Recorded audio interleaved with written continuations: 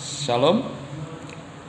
Persoalan iman belakangan hari ini menjadi sesuatu yang sangat krusial, yang menjadi dasar pemikiran kita, sebab ada begitu banyak persoalan-persoalan yang berkaitan dengan tampilnya, bermunculannya fenomena orang-orang yang menyatakan dirinya sebagai mantan Kristen dan telah berpindah kepercayaan iman. Nah, saudara-saudara, apakah hal ini menjadi sesuatu fenomena yang hebat, fenomena yang luar biasa?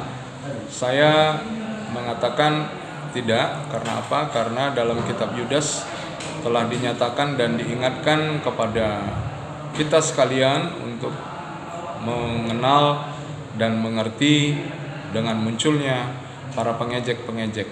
Nah, kita akan baca dari surat Yudas Yudas ayat 17 sampai dengan 22 berkata, "Tetapi kamu saudara-saudara yang kekasih, ingatlah akan apa yang dahulu telah dikatakan kepada kamu oleh rasul-rasul Tuhan kita Yesus Kristus, sebab mereka telah mengatakan kepada kamu menjelang akhir zaman akan tampil pengejek-pengejek yang akan hidup menurut hawa nafsu kefasikan mereka.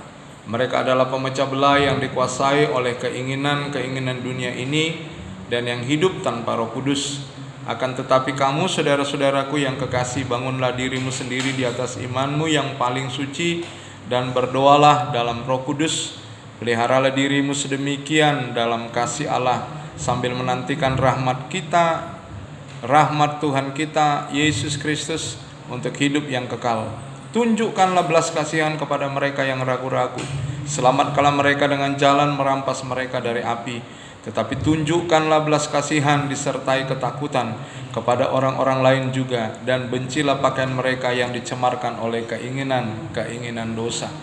Saudara-saudara, ini adalah pesan yang disampaikan oleh Rasul Yudas kepada setiap orang percaya pada waktu itu, supaya mereka berhati-hati terhadap orang-orang yang menyebut diri mereka sebagai orang Kristen, sebagai orang percaya, namun masih hidup di dalam memuaskan hawa nafsu. Dan belakangan hari ini kita juga melihat ada begitu banyak orang menyatakan dirinya sebagai Kristen yang sejati, sebagai Kristen yang memiliki pemahaman dan pengertian. Namun pada akhirnya mereka pindah keyakinan dengan menyatakan bahwa dasar-dasar kekristenan yang ada yang di dalam Alkitab itu hanya rekayasa atau hasil dari dogmatika gereja. Saya mau mengatakan, apa yang dituliskan di dalam Alkitab bukanlah hasil rekayasa logika berpikir atau hasil dari pengalaman-pengalaman yang tidak berdasar, namun itu semua dinyatakan oleh Roh Kudus supaya setiap orang yang telah memilih dan meneguhkan iman mereka untuk percaya kepada Yesus adalah pekerjaan Roh, bukan pekerjaan dari hasil daya pikir atau hasil dari kemampuan logika.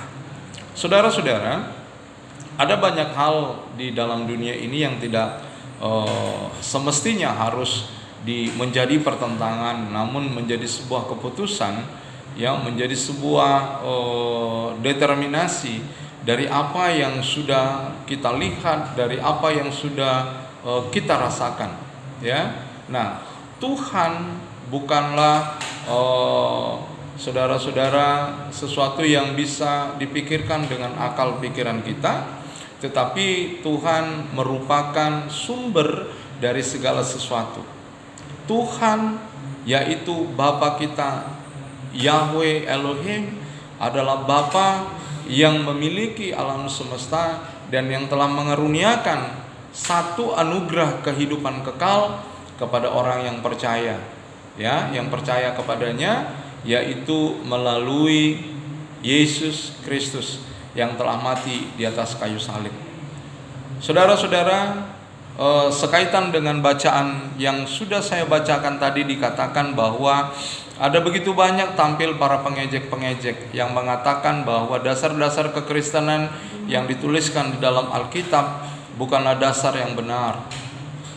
Ya, bukan dasar yang benar. Oleh sebab itu dikatakan, bangunlah dirimu di atas dasar iman yang paling suci. Berdoalah dalam roh. Iman adalah dasar dari segala sesuatu yang kita harapkan. Apa yang menjadi dasarnya? Dasarnya adalah Kristus. Apa yang menjadi bukti dari semua yang kita miliki, yaitu Roh Kudus. Mengapa? Karena Roh Kudus yang memeteraikan kita sampai kita menerima keselamatan secara penuh. Seperti yang dikatakan Paulus di dalam Efesus pasal yang pertama, ayat yang ke-13-14 dikatakan, di dalam Dia kamu juga, karena kamu telah mendengar firman kebenaran, yaitu Injil keselamatanmu. Di dalam Dia kamu juga ketika kamu percaya dimeteraikan dengan Roh Kudus yang dijanjikannya itu. Dan Roh Kudus itu adalah jaminan bagian kita sampai kita memperoleh seluruhnya, yaitu penebusan yang menjadikan kita milik Allah untuk memuji kemuliaan-Nya. Roh Kudus, saudara-saudara, seperti yang dikatakan Yudas, berdoalah di dalam Roh Kudus. Karena apa? Karena orang-orang yang berdoa di dalam Roh, saudara-saudara, merekalah yang memiliki sebuah koneksitas dengan Tuhan, sebuah hubungan yang erat dengan Tuhan, bukan hasil dari kemampuan, daya pikir, logika manusia. Oleh sebab itu, saudara-saudara, kembali kepada bacaan kita, dikatakan di sana, peliharalah dirimu dalam kasih Allah sambil menantikan rahmat Tuhan kita Yesus Kristus untuk hidup kekal. Yesus pasti datang, dan kedatangannya itu sudah ada di ambang pintu. Oleh karena itu, saudara-saudara, mari kita menunjukkan kasih kita kepada setiap orang dengan membagikan anugerah yang sudah kita terima itu tanpa ragu-ragu, dengan menyatakan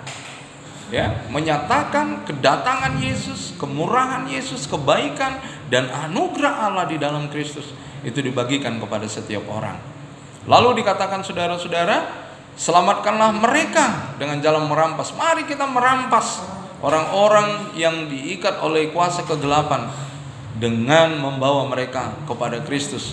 Dan juga kita tetap menunjukkan belas kasihan yang disertai takut kepada orang lain juga. Kita menunjukkan rasa hormat kepada setiap orang, dan tetapi membenci pakaian yang dicemarkan oleh keinginan-keinginan. Membenci pakaian artinya kita membenci perbuatan-perbuatan mereka yang berdosa.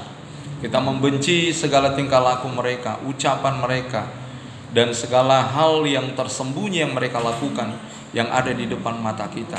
Saudara-saudara, saat ini diperlukan sebuah komitmen, sebuah kepastian di dalam hidup kita untuk tidak terlibat dengan tindakan-tindakan yang tidak berkenan di hadapan Tuhan. Sebagai orang percaya, kita harus mampu menunjukkan jati diri kita dan jangan sampai kehilangan identitas kita sebagai orang percaya.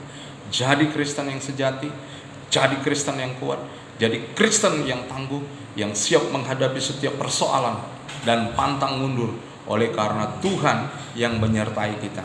Saya mengajak kepada saudara-saudara untuk tetap berjuang di dalam iman, menyatakan iman kita di dalam nama Yesus yang menjadi keselamatan bagi kita. Shalom, Tuhan memberkati.